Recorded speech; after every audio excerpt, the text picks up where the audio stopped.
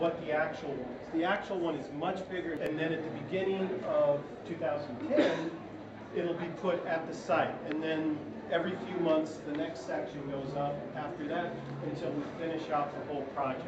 My name is Maya Angelou, and I am honored to be a part of this special evening for Remember Them, Champions for Humanity, this monument and this project.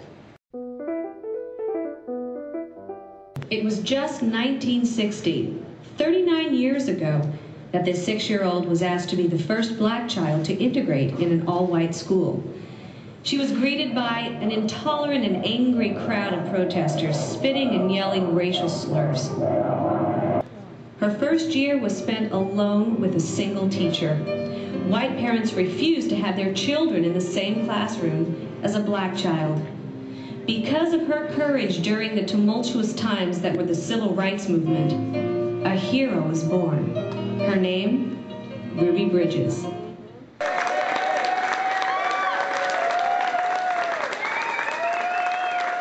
I remember someone asking me once, well, what goes through your mind when you see that video? You know, how do you feel about that today? And I was just turning around looking and think, I thought to myself, what's going through my mind is how much I hated that damn coat. I was blown away when I visited the Civil Rights Museum in Birmingham, Alabama, and I had an opportunity to see the bus that had been bombed. You could step up onto the bus and look inside. All of the people that were on the bus, they were both black and white, together. I did not know. For the longest time, I thought the civil rights movement was about all one race against the other. White against black and black against white. Because that's the way I was taught. That's a shame. Because after I saw those photographs, I realized, Ruby, you're wrong. The civil rights movement wasn't about all one race against the other. There were lots of people, both black and white, who actually came together, fought together, died together.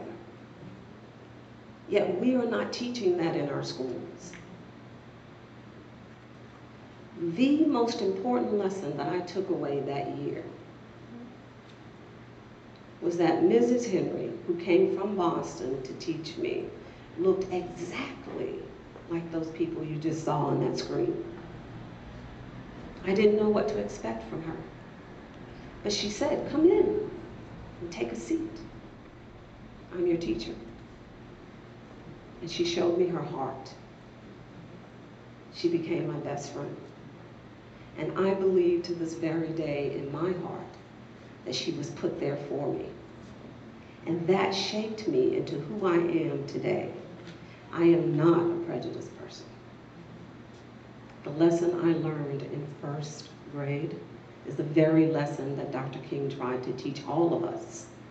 You should never judge a person by the color of their skin, but by the content of their character. I learned that lesson at 6 years old. So we need to know our history. We need to pass it on. It is now time that we get history right. It's not right. It's not being taught in schools the way that it happened. Because all of us, as educators, we need to make sure that the stories are right, that the curriculum is right, that we start to publish books to support the story, so that we now make history again, but we make it right. Thank you.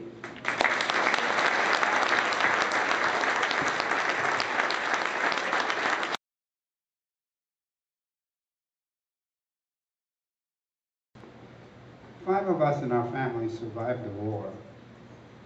We lived in Poland, and we were all on Schindler's List, and everyone else related to me did not survive.